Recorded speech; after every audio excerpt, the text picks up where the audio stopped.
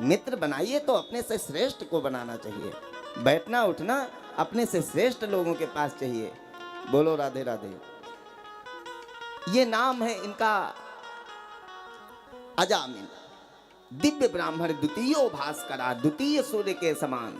लेकिन स्थिति ये कि एक दिन रास्ते से जा रहे थे, रास्ते में ही एक वैश्या को बात करते हुए देखा, एक शूद्र से। मन चंचल था, कहा कि देवी जी हमसे विवाह कर लो। तो कहा कि कोई घर में पत्नी है? पत्नी तो पहले से ही है। तो अगर विवाह हम तुमसे कर भी लें तो पत्नी को तो घर से निकालना पड़ेगा तुम्हें। हाँ वो तो हम निकाल देंगे, कोई दिक्कत नहीं। वैश्या को ला करके अजामिल ने घर में रख लिया। पति परायण पत्नी को घर से बाहर निकाल दिया। पत्नी जो अपने पति के संपूर्ण भार को अपने ऊपर रख ले, उसका नाम है पत्नी। बोलो राधे राधे। भार्या जो अपने परिवार का, अपने पति का संपूर्ण भार अपने ऊपर रख ले, उसे कहते हैं भार्या। बोलो राधे राधे। इस स्थिति को जब देखा, धीरे धीरे धन जो था वो छीण होता चला गया।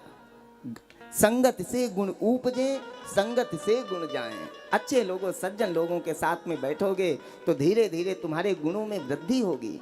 जो विकार होंगे वो धीरे धीरे आपके नष्ट होते चले जाएंगे। अब वही अगर खल लोगों के साथ में बैठना शुरू कर दिया तो धीरे धीरे जो आपके अंदर गुण हैं, सद्गुण, वो भी धीरे धीरे पलायन हो जाएंगे। बोलो राधे राधे। इस स्थिति को जब देखा, सारा धन इसका छीण हो गया। महात्मा विचरण करते हुए जा रहे हैं वृंदावन की तरफ। टोली पूरी जा रही है वृंदावन की तरफ। इस स्थिति को जब देखा तो कन्नौज नगर में जैसे ही आना हुआ, संतों का पूछा, भैया यहाँ पे कोई भक्त दिव्य हो तो बताइए जहाँ पे हम लोग रात्रि में रुक सकें। अब कुछ मूर्ख भी होते हैं, सभी सज्जन नहीं है संसार में। एक ने मिल गया महामूर्ख, कहा हमें एक ही यहाँ पे भक्त अच्छा समझ में आता है, नाम है अजामिल, वहाँ चले जाओ, बड़ी सेवा होगी तुम्हारी। महात्माओं का आना हुआ। भोले भाले महात्मा हरि नाम संकीर्तन करते हुए जैसे द्वार पे, गेट पे पहुंचे तो आवाज दी, भक्त अजामिल है घर पे। अजामिल तो था नहीं वहां पे, पत्नी निकली। पत्नी ने जब देखा वैश्या ने इतने महात्माओं की टोली को, विचार किया कि हमारे यहाँ महात्मा, यहाँ तो पीने खाने वाले लोग आते हैं। महात्माओं की दिव्य लीला है। संत बड़े परमार्थी, शीतल उनके अंग, परमार्थ के कारण दे दें अपने अंग। ऐसी संतों की दिव्य महिमा है। तो कहा महाराज यहाँ पे कोई भक्त अजामिल नहीं, यहाँ पे तो डाकू अजामिल रहता है। बोलो राधे राधे। इस स्थिति को जब देखा तो महात्माओं ने कहा कोई बात नहीं, गलती हो गई, हम लोग जा रहे हैं। महात्मा चलने लगे। वैश्या को याद आया कि मैया ने कहा था कि कभी भी आए हुए संतों को खाली हाथ ऐसे वापस नहीं जाने देना। वैश्या ने आकर के चरण पकड़ लिए, नेत्र सजल हो गए। महाराज हम तो इतने पतित हैं कि आपको जल भी नहीं पिला सकते, लेकिन सूखी सामग्री में कोई दोष नहीं है। आप हमारी इस सूखी सामग्री को स्वीकार कर लें और पास में ही नीम का पेड़ है, वहाँ पे आप बना करके प्रसादी पा सकते हैं। महात्माओं ने उसके प्रसाद को स्वीकार कर लिया।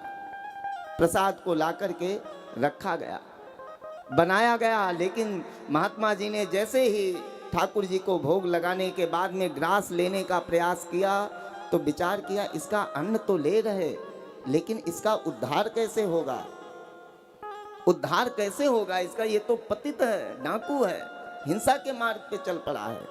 इस स्थिति को जब देखा, महात्मा के विचार में आ गया कि करना क्या है। महात्मा ने प्रसाद लिया। जब रात्रि के चौथे पहर में अजामिल का आना हुआ तो अजामिल ने किया क्या, देखा महात्माओं को, कहा कि ये महात्मा हमारे यहाँ कैसे? पत्नी से बहुत डरता था। पत्नी ने कहा हमने रोका। तो कहा तुमने रोका तो कोई बात नहीं, लेकिन एक बात कहें, पत्नी से बहुत डरता था, हैं? डरना भी चाहिए। एक बात और बताएं, भलाई भी इसी में ही है। बोलो राधे राधे। इस स्थिति को देखा, पत्नी ने कहा हमने रोका, तो कहा तुमने रोका देवी, तब तो फिर कोई बात नहीं। महात्मा सुबह जब चलने का टाइम हुआ तो कहा बच्चा अजामिल, तुम्हारे प्रसाद को तो हमने ले लिया, लेकिन अब दक्षिणा इसकी कौन देगा। अजामिल हंसा, महाराज आप तो भूत के घर में पूत मांग रहे हो, यहाँ ये कहो आपका दंड कमंडल हमने नहीं ले लिया, आप यहाँ दक्षिणा का विचार कर रहे हैं। इस स्थिति को जब देखा तो महात्माओं ने कहा अच्छा एक काम करना, तुमसे हमें दक्षिणा धन नहीं चाहिए, एक काम करना, अगली बार जब तुम्हारा कोई पुत्र हो तो उसका नाम तुम नारायण रख देना। अजामिल को लगा नारायण नाम रखने में कोई दिक्कत भी नहीं है। अगला पुत्र हुआ, 10वां पुत्र हुआ, नाम रखा उसका नारायण। बोलो राधे राधे।